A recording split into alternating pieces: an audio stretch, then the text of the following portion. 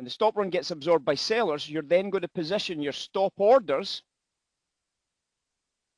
behind those absorptions. If you want to then put a limit order to try and capture the slowdown, the exhaustion, that's up to you. But obviously, the trade you must have is the sell stop order. So does everybody see where the sell stop order is? It goes 20 contracts, 24 contracts, 48, 45, 86. Still building. 153, 153, 148, 212. Here it is. You've just found it, right? You've just found the 212. Well, how do you know you found the 212? Because the next price is 144. The next price is 100. And the next price is 34. So there's your 200 contracts there, guys. That is where you put your sell stop order, somewhere in there or there. Two prices that you could put a sell stop order in to take advantage of the big block buyer that is now trapped. When the price starts coming down, we can see that this becomes a very obvious POC, and that becomes obviously another level. But in terms of the sell limit order, you don't know, of course, that this volume is going to be dropping, do you, until it starts dropping. So when you start seeing the volume dropping, you're usually starting to move your price into a sell limit order position of maybe about 3, 4, 5 to 10 ticks. So when that 212 prints and then it drops significantly to 144, if you're going to sell limit this, that's when you start thinking about putting sell limits in. You start putting in some sell limits on the drop of volumes into single digits. Now, obviously, as a retail trader I'm talking about, because as an institutional trader, of course, you've just sold all of those prices. Not one of them, but you've sold all of them. You've sold all of them. And what happens is that we get this incredible sell away from that instant absorption print right into that high price. And there's a very, very nice profit, by the way. We go 76.10s, nearly 76.10s down to a low price of 75.60s. And we make ourselves a very, very nice profit of 50 ticks, $500. It only took 3 or 4 minutes. Literally, it only took 4 minutes to make some pretty significant cash out of that bit of business, guys. But you can see it. Really easy to recognize it, isn't it?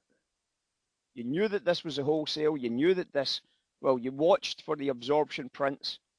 You saw it developing, and then you ripped the cash out of the top edge here, and you got in short just before the big break to the downside, where we started to see the distribution starting to become imbalanced on the sell side, and we got this big 438 sell side imbalance, 438 sell side imbalance. You can see what happened at the top of that imbalance, 451 sell side deltas on the short side of the trade, ripping off the highs down into the lows. Brilliant trade. And a trade that, in fact, again, that we called in advance. You might not think we did, but we did. We said that we'd be looking at that 76 because we'd started to see the slowdown, if you remember. We'd started to see the value diverging. That's what we talked about in the classroom. We said with the value diverging, you'd love to see the run of 76 stops at the US Open. And that's exactly what we got. Literally exactly what we got into that high price. You can see it just here. See how it sets up beautifully. The value divergence coming up into the 76s. Look at that volumes. Right on 1400 hours, right on the 1400 hour volume, and then the volume drops off right off the top edge here. And that sets up that lovely little reversal. Now, it doesn't look like much in this chart because we've had a $2,000 move higher, but that's still a big day's profit right there, guys. Right there. 1 day's profit for you. Crazy, crazy, crazy, crazy, crazy good.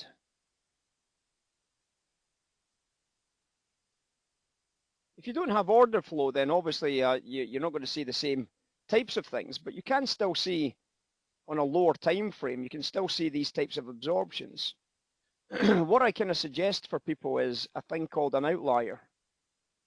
Fat tail print, Sandra, fat tail print. What it should look like in terms of a volume distribution, it should be very obvious. So if I look on a lower time frame, the fat tail print should look like this. So here's a volume surge. Okay, so there's the volume surge. And what you'll find is that you'll have the highest volume, the volumes will start coming off, and you start seeing some reasonable volumes, some quite small volumes, reasonable volumes, some quite small volumes, and then, you start to see this type of thing happening here. And then what happens is you get a print that looks like that. So if you can draw a straight line through these volumes like this, and then you get a print that looks like that, that'll nearly always be your reversal candle. That will nearly always be a reversal candle. So when you see that happening, that's the kind of thing you're looking at. If you don't have access to order flow, that's the type of volume narrative that you're looking for. The question, of course, is, does anybody see it on that oil example that we've just shown? Well, let's take a look and see if you can spot it on this chart here.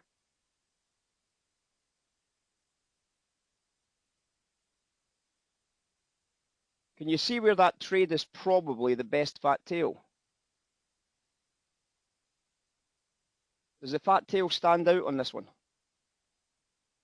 Well, if I can draw the volume off the peaks, and we end up with a kind of volume that looks a little bit like this, then obviously the fat tail has to be not as big as this one. We don't want it as high as this, but we want it higher than these ones here.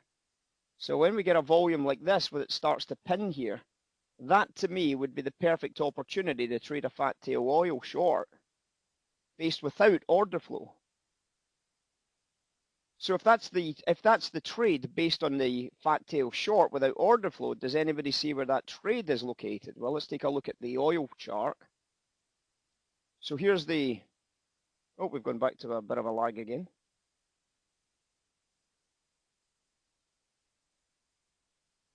So here's the same chart we've just looked at. There it is there. There's the decline in volumes. There's the fat tail print right there. So based on that fat tail print, this is where I think we should be able to make money by selling into oil, right? So when I put oil on the charts, that candle there it's not the top print price, and the reason why it's not the top print price is because it actually was the stop run of the 76 wholesale. So when it's the stop run of the 76 wholesale, you're obviously aware that it's always going to be the possibility that it isn't the candle, but nonetheless, if you sold it at that stage, you were getting a price of 76.04s. The maximum high was 76.11s.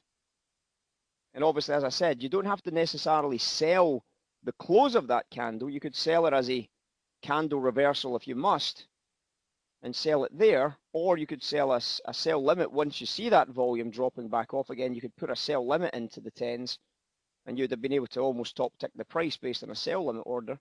And there's your trade. It's a very, very fast money response for $500. It's a brilliant outcome. So, yep, there are tools available. Simply looking at the volume idea is available to start recognizing some of these non-order flow based signals. And it happens on any market that we're looking for. Any time we see that, it becomes something that we can use as a trade. Now that also lines up with things like time segmented volume, doesn't it? It lines up with OBV volumes. It lines up with these other types of volume tools, because it should obviously, that drop in volume beforehand should give you a good example. So that's another way you can use volume without having access to order flow tools, is you can use the volume setting up with time segmented volume. I'll see if I'll get time segmented on this so that you can see the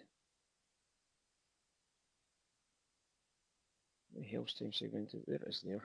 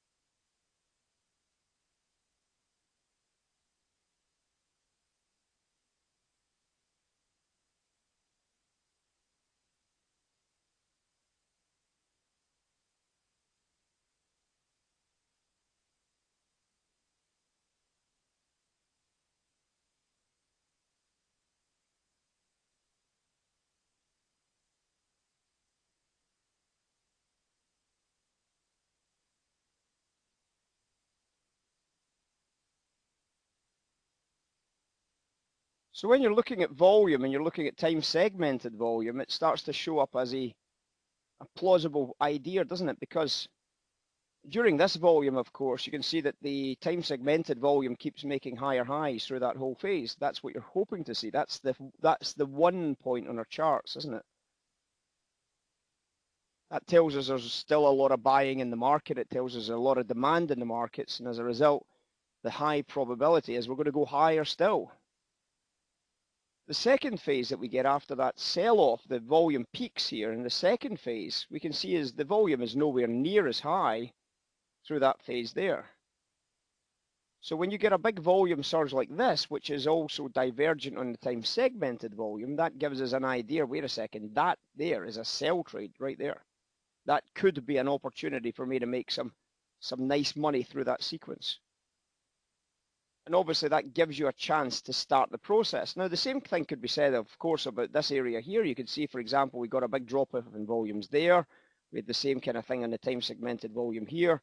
And you could argue that these big surges in volume on this candle here and then this candle here could have been opportunities for you to get short. But remember, these are just coming in just before the break of the wholesale price level at the top edge.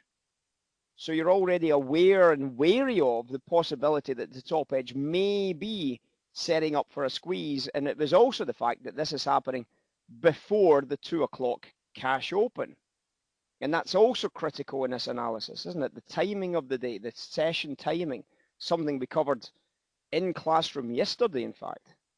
So if we did look at these as possible opportunities, if we looked at all of these as possible trades, there's a lot of reasons why the first two are not great opportunities. The timing, of course, and the location.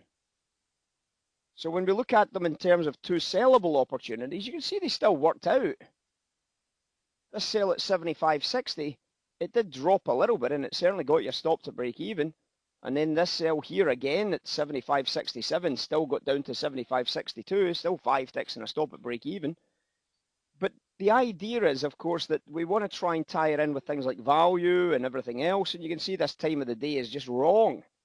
I don't really want to be trying to do business at this time of the day on oil. I want to try and do business when we know what we're going to be doing. So we're obviously going to be looking at that as an opportunity to sell into. And I really, really like the game and the timing of this trade and the set off here.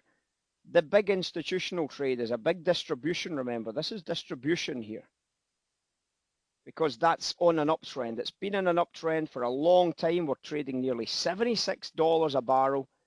We've been buying it. Cliff's been buying it. Everybody that's in oil has been buying oil. So they're going to use that volume to get rid of some of that position. So this becomes a distribution. So straight away you're thinking to yourself, well, is this the 1 point? You see a higher volume on this top edge here, and we can say, is this the 1 point here?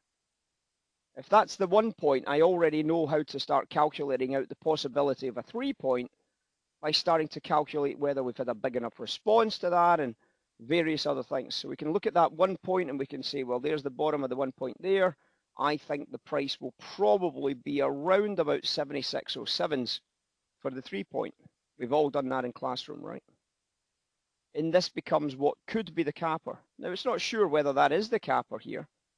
We're not sure whether that is the capper or whether this is the capper here, but that's certainly a distribution. This is certainly the new 1 point. That certainly looks like a 2 point. This would be a 3 point. So again, there's another way we can use, without using order flow, another way we can use this process of ones, cappers, twos, and threes to find where the sell should be. And then based on that trade, we can see that they came down to the capper perfectly. And obviously, based on the overall shape of the trade, we already know where the target price is, of course. We know where the target price area is. We know what we're going to be doing. There's the target price there. And, you know, depending upon how much of that pink area you shade, then, of course, it went straight into the target price area. Almost too good to be perfect. It's almost perfect, isn't it?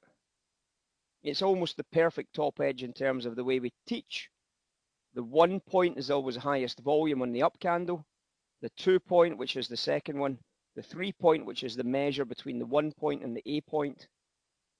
And then from that point onwards, the measure, the idea of the measure, the action that takes place at the capper price level, and then the breakdown into the chart, the target price area just down here, and the exit price, the exit for the shorts in here.